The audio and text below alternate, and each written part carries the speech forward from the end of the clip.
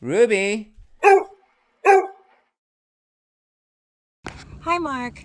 So I want to ask you this question, in large part because this is one of the funny things about you. A lot of people, when they talk about resource guarding, they really talk about it as something that can only be managed or something that really just will never get fixed. But you love resource guarding cases.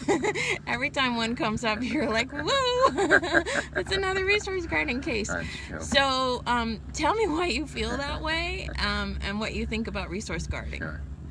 Well, the first thing is, I think why I think I have kind of a playful feeling about it. That's how I feel about it in any case.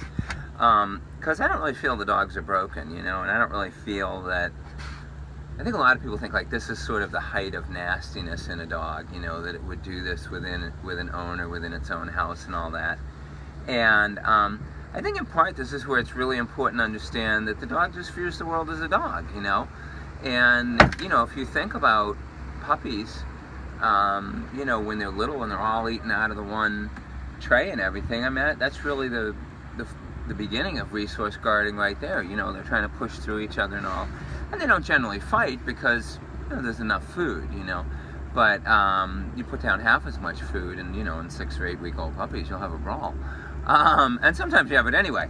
But in any case, I think of it as, first of all, really normal, natural behavior in dogs. I mean, if you're living out in the world and there's only so much food, politeness doesn't really play into things that much. And so I think it's really normal. And I think it's fundamentally a misunderstanding. Because, our dogs basically live in a world of plenty. And they're often resource guarding things that, it doesn't matter if they have it or they don't have it, a lot of the time. The other thing, I guess, that I find very interesting about it is that people don't realize how much they resource guard from the dog or towards the dog. And especially, if you look at any old school training, that's all you're doing is resource guarding. Like, if you tell the dog you can't get on the couch, you're just behaving towards the dog the same way a resource guarding dog would.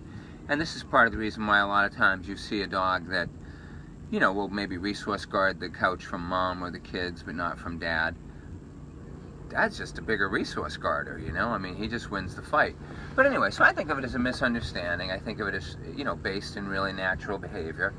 And frankly, most of the time we fix it really quickly, some of the cases where it's, really touchy or where it involves babies and stuff like that.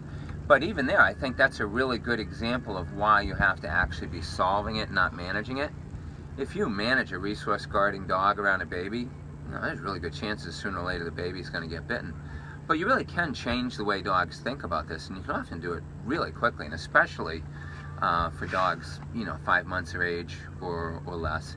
And we do, if the dogs are under 5 months of age, a lot of times we do it with no punishment at all, just purely through name and explain, intermediate and terminal bridging, punishment by reward. The video we have out on that's a really classic case where I use punishment by reward. And in those cases, the behavior just goes away really, really quickly. Particularly in older dogs, especially if they've actually bitten, I do like to use some punishment because I think it's really important for the dogs to understand it's wrong, to be trying to bite people or whatever. But in those cases, probably 95% of the cure is not punishment oriented, and there's just enough to say, and by the way, no matter how you feel, don't do that. But this big challenge in changing resource guarding is to not outguard the dog. How do you just change them so they don't do it? So we're not going to tell you how you do that today, because I couldn't tell you in 5 minutes, and guess what? That's what I do for a living. I get paid for this stuff. But I think when you have the right attitude towards it, first of all, I think it's really important to understand that you can fundamentally change it. And it's really important that it changes fundamentally, not just that it changes towards one person.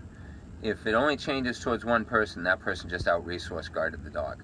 And you have to think about, how would this behavior hold up, let's say with a baby or a 5 or 6 year old kid. What if something falls on the ground that the dog has historically resource guarded? and a kid goes for it, they're not going to know to use some obedience command. They will not have a training history with the dog or whatever. So the dog has to just not do that. But if you just get rid of the idea in the dog where he's not hung up about it, then it doesn't matter. The kid can do it. You could be on the other side of the room and tell the dog he's the greatest dog ever for what he just did. And really, at that point, he'll wonder, why is he a great dog? Well, nothing was going on. But anyway, it's fun because you can usually fix it quite quickly. You can fix it quite thoroughly. And I think to me, it's fun because it's an area where people usually get really offended by the behavior, really upset about it. There tends to be a lot of family stress about it. And to be able to come in and just like really quickly sort of go poof and it goes away. And when I say quickly, it could be one session, could be a couple of weeks, depending on what's going on. Some dogs are complex and you need to deal with it in a lot of different situations. But it's really cool when it's gone, and it's really cool when people are like, oh, so my dog's not a jerk and he does like me. So I like it. Thank you.